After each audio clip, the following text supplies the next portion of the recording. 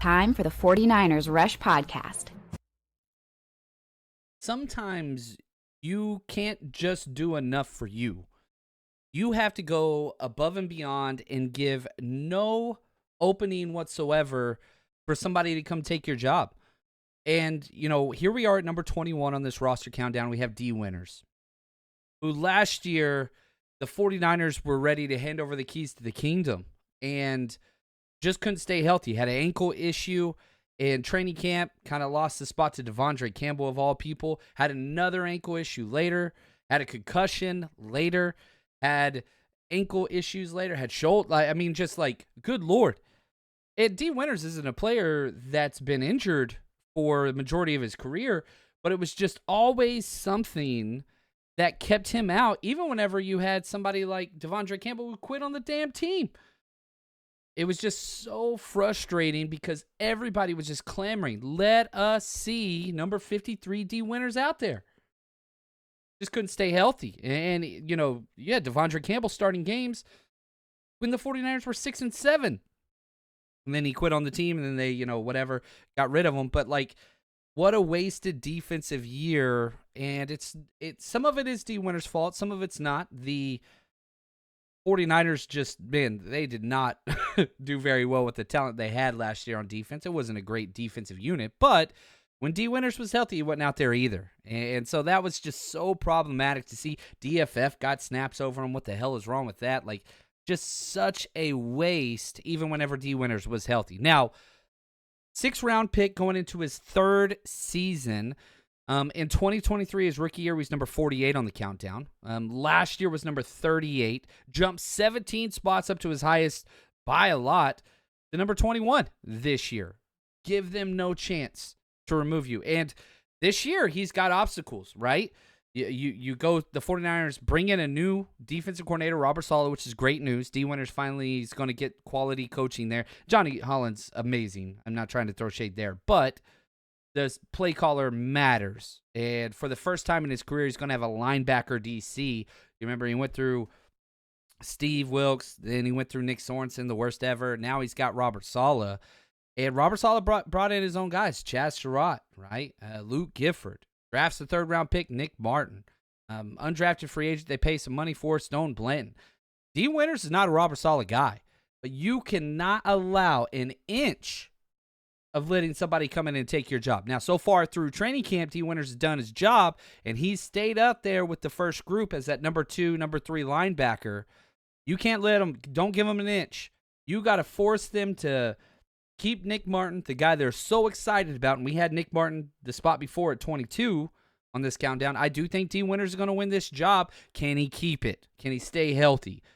Don't let the rookie have any chance.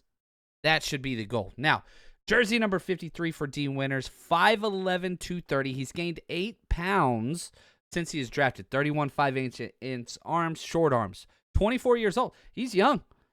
He is young going into his 3rd season.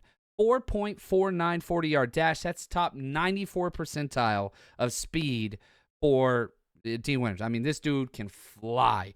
1.56 10-yard burst. That's great. 30.5-inch vertical, good. 9.9 broad, okay. 20 bench press, okay. You enter in his measurables. Listen to these 3 names. Deion Jones, Jacoby Dean, Ventrell Miller. Athlete, undersized. That's just what he is going into his 3rd season. Another Texas boy. I feel like we've had 4 Texas players in a row. Went to Burton High School, Burton, Texas, just outside of Houston, small town. They had 1 gas station. And that's one of the things that Dee Winters has in common with Johnny Holland. They're both small town Texas kids, about 20 miles apart from each other. Winters went to Burton. Their population's 283. Holland's hometown of Hempstead, just over 6,000 people. And so you have kind of this commonality, this small town Texas feel, which I'm telling you, it does matter for those of us that were, my town wasn't too small, but it matters. It really, really does. Now, Winters was a two-way player, primarily used as a wide receiver. To think about the speed in high school, recruited to TCU as a safety, then transitions to a linebacker.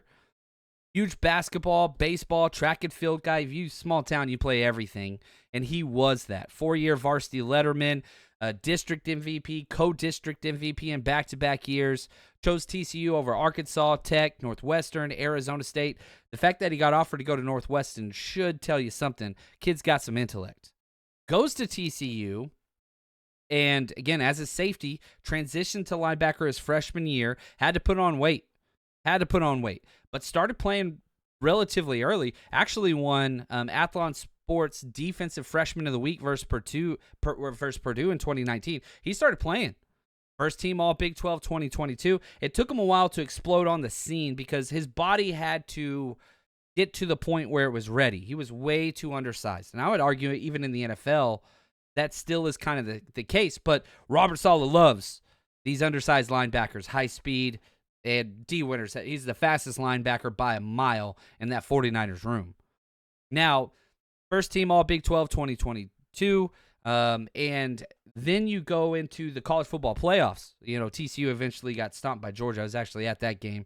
But before that, I was with Wayne in Vegas. We were hosting an event. That was a fun game. That was the one that went to overtime. You remember one of Brock Purdy's early games against Jarrett Stidham, of all people.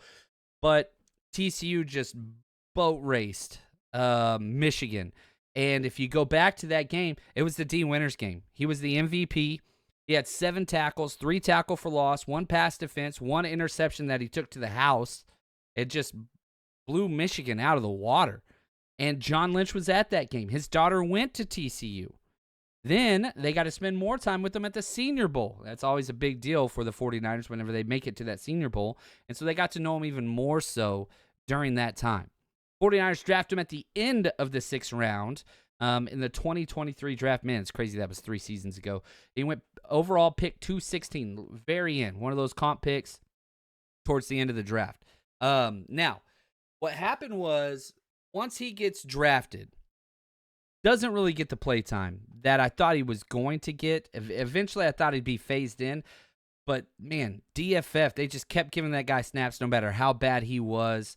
They tried to bring in Eric Kendricks. He didn't stick. Then they did bring in Devondre Campbell, and they just kept staying with him no matter how bad he was. Listen to my pre-draft write-up, our pre-draft write-up of Dee Winters before he ever played 1 snap.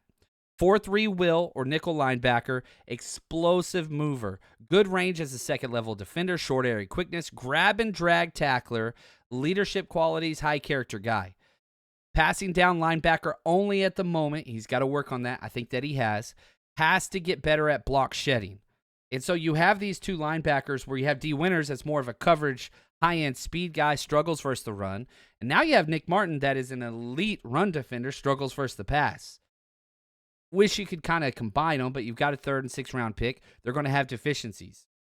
Back to Dee Winters' write-up. Best games were later in the year. Something clicked in 2022. Wish he was taller or longer.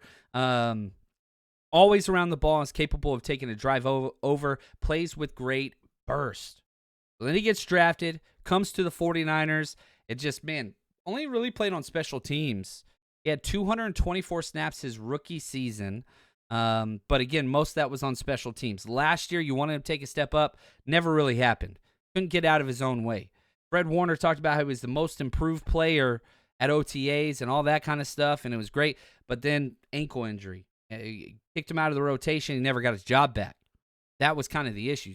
And so in the end, you know, he missed the first 2 games with an ankle injury. Then he didn't get really starter-level snaps until the last 3 games of the season after you kicked Devondre Campbell off the damn team.